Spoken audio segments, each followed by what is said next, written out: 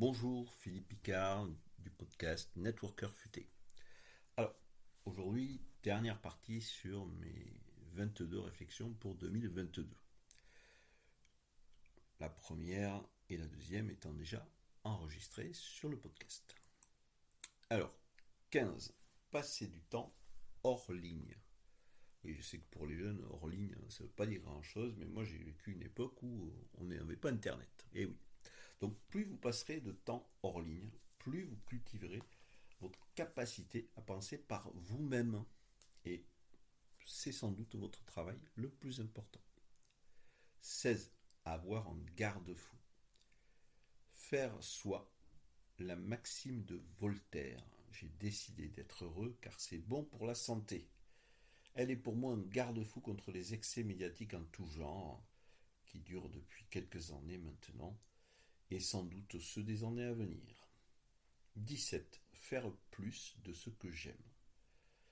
Oui, faire plus de ce que j'aime et moins de ce qui ne me plaît pas ou sur lequel je ne suis pas bon. Cela passe par dire non plus souvent, par identifier mes forces et trouver comment les mettre en action. 18. Respecter son temps libre. Ceux qui me connaissent savent bien que je bosse beaucoup, même si, par contre, peu savent que je mène depuis bientôt 4 ans une semaine de 4 jours de travail seulement. Pourquoi? Pour avoir du temps libre, pour faire ce que j'ai envie et pas du boulot. Et savez-vous quand me viennent les meilleures idées? Pendant ce temps où, entre guillemets, je ne fais rien. Garder de l'espace dans votre agenda est une nécessité, une opportunité pour vous et votre business, parce que ça crée aussi de l'espace dans votre tête. 19. Créer leur focus. Dans mes groupes BNI, je leur apprends leur BNI. Dans mon business, j'ai mis en place leur focus. Dans la semaine, je cale quelques blocs focus dans mon agenda. Je vous en parle aussi dans un autre podcast où je parle de la Go Zone. Pas de distraction. 60 minutes de deep work sur un dossier à sortir, un projet important, peu importe. Quelque chose qui compte pour vous. Et une de mes clés de réussite est là, dans ces 20%, voire moins de temps qui produisent 80, voire plus de résultats. Merci, merci Pareto. Voilà. 20. Trouver la plus petite action. On a eu de la chance finalement, avec ce Covid, de passer plus de temps à la maison. J'en ai profité pour revisiter mes activités.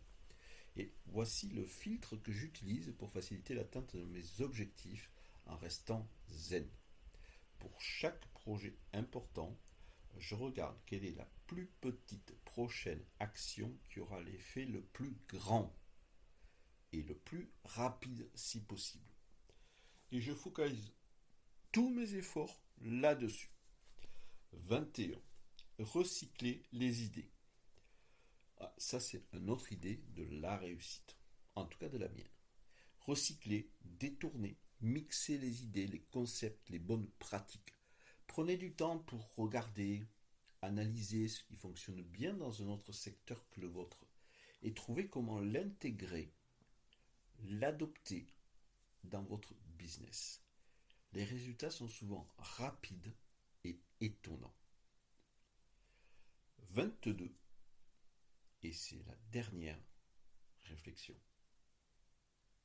J'aimerais que vous fassiez, comme moi, une place dans votre agenda hebdomadaire ou mensuel, ou peut-être trimestriel pour commencer, pour avoir ce genre d'espace de réflexion,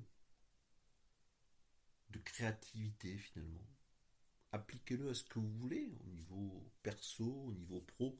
Vous savez, on parle souvent d'étanchéité, de la sphère pro, de la sphère perso. Pour moi, c'est du bullshit, quoi. Vous êtes unique. Donc c'est comment vous voulez vivre finalement différemment, de façon plus épanouie. En tout cas, voilà, j'ai été ravi de partager avec vous ces réflexions. Consommez-les sans modération pour 2023. Prenez ce qui vous semble bon pour vous. Expérimentez aussi. Donnez-vous le droit d'essayer. Et puis, voilà, le meilleur reste à venir. À très bientôt.